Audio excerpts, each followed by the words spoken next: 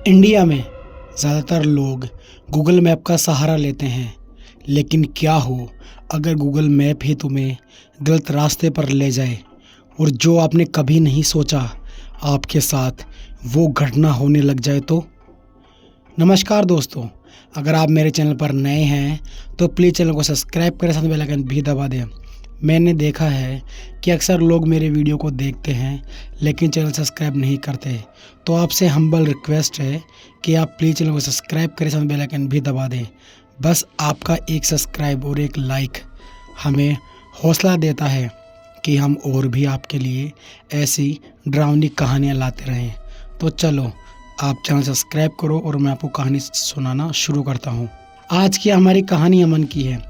अमन एक कंपनी के अंदर सुपरवाइज़र है और उसे मीटिंग के लिए अक्सर जयपुर से दिल्ली जाना पड़ता है। एक रात अमन को दिल्ली जाना था, लेकिन उन्हें एन टाइम पर बताया गया और अमन के पास इतना समय नहीं था कि वो ट्रेन से जा पाए। तो उसने सोचा कि वो अपनी कार से ही जल्दी पहुंचने की कोशिश करेगा। अमन अपने घर से कार लेकर निकल तो गया।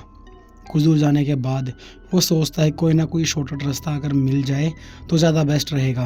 वो गूगल मैप पर सर्च करता है तो उसे कम से कम 30 से 40 किलोमीटर दूर एक छोटा रास्ता दिखाई दे रहा था। अगर अमन उसे यूज़ करेगा तो कम से कम 1-1.5 घंटे का समय बच जाएगा। अमन सोच रहा था कि उसे क्या करना चाहिए, क्या उसे शॉर्टकट रास्ता ले लेना चाहिए। तभी अमन सोचता है चल जो होगा देखा जाएगा। जैसे ही वो रास्ता आया तो गूगल मैप से आवाज़ आई, कृपया राइट ले लीजिए। अमन वहाँ से राइट लेता है। वो थोड़ा कच्चा रास्ता था। अमन सोचता है क्या ही होगा, कुछ दूर जाने के बाद कच्ची से अच्छी रोड आ जाएगी, लेकिन कम से कम मैं 1-1.5 घंटे का रास्ता बचा तो लूँगा। अमन कुछ दूर जाने के बाद वो देखता है कि यहाँ कोई भी इंसान दूर दूर तक नज़र नहीं आ रहा। वो सोच रहा था कि यार कहीं मैंने गलत रास्ता तो नहीं ले लिया। अमन फिर से सोचते सोचते गाड़ी चला ही रहा था। तभी उसे एक औरत जो सफ़ेद कपड़ों में दिखाई दी। अमन उसे देखकर पहले तो डरा, फिर उसे लगा हो सकता है कि इधर कोई गाड़ी आती ना हो। लेकिन अमन का ध्यान तब उसके कपड़ों पर गया जब उसने देखा कि उसके कपड़े मैले हैं। उसे लगा शायद कोई ना कोई मज़दूर होगा, लेकिन अमन को डर भी लग रहा था कि अगर ये लुटेरे हुए और उसकी गाड़ी लूट ली तो अपनी मीटिंग में लेट हो जाएगा। वो गाड़ी नहीं रोकता। कुछ दूर जाने के बाद वो औरत फिर से दिखाई देने लगी। अमन को समझ में नहीं आया कि आखिरकार उसके साथ में हो क्या रहा है। अमन सोचा कि यार क्या करूं, रोकूं कि नहीं रोकूं। अमन ने गाड़ी नहीं रोकी और फिर 1-1.5 किलोमीटर दूर जाने के बाद इस बार औरत उसके गाड़ी के बीचों बीच खड़ी दिखाई दी। अमन घबरा गया और उसने सोचा कि अगर वो गाड़ी रोकेगा और अगर कोई लुटेरा मिल गया तो क्या होगा। उसके मन में सिर्फ लुटेरे के चल रहा था।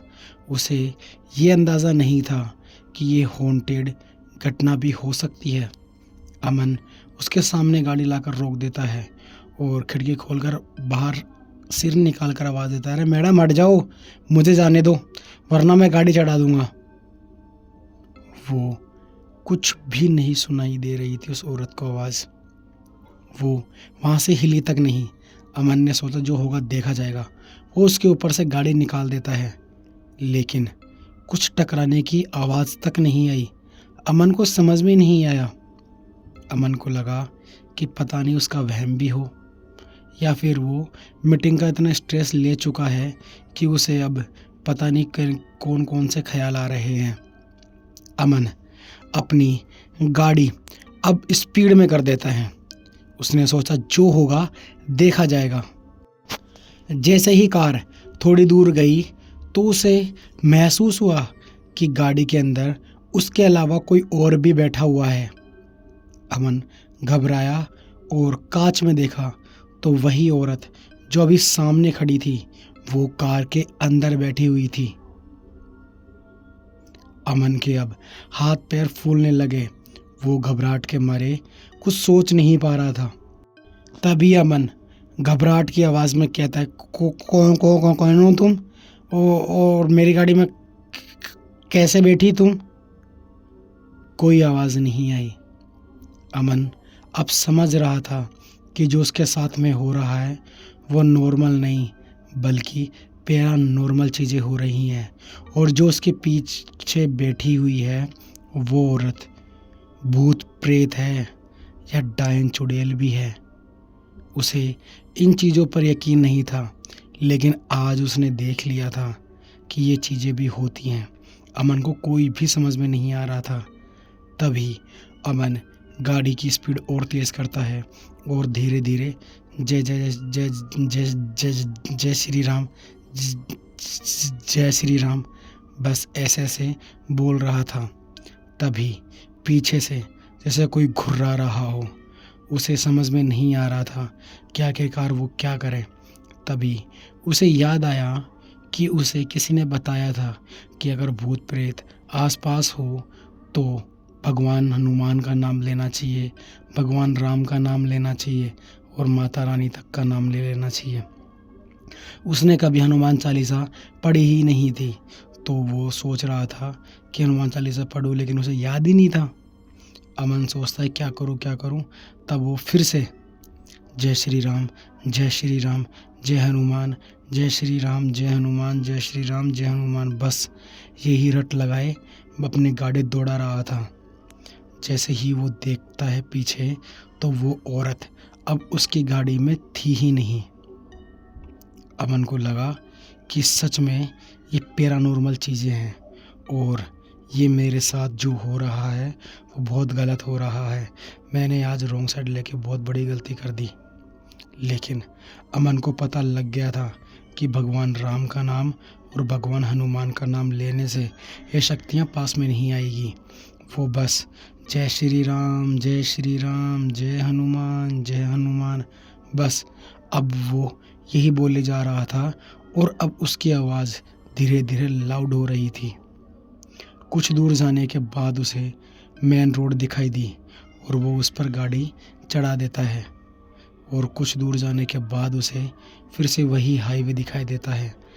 कुछ दूर जाने के बाद जब उसे एक ढाबा दिखाई दिया तो वो वहाँ गाड़ी रोकता है और लंबी लंबी सांस लेकर गाड़ी से बाहर निकलता है और कहता है, भैया प्लीज़ कुछ चाय पिला दो मुझे। तभी वो ढाबे वाला पूछता है, भाई साहब क्या हुआ? तभी अमन कहता है, भैया कुछ नहीं हुआ, छोड़ो। तभी ढाबे वाला पूछता है, भैया बता तो दो क्या बात हुई है। तभी अमन ढाबे वाले को बोलता है कि हाँ भैया मैं उधर से आ रहा था और ऐसे ऐसे मैंने किसी को देखा।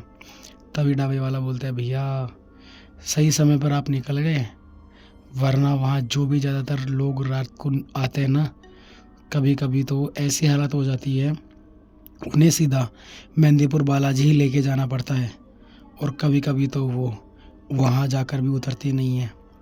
तभी वो पूछता है कि आखिरकार ये रास्ता इतना डरावना क्यों है और वो औरत कौन थी।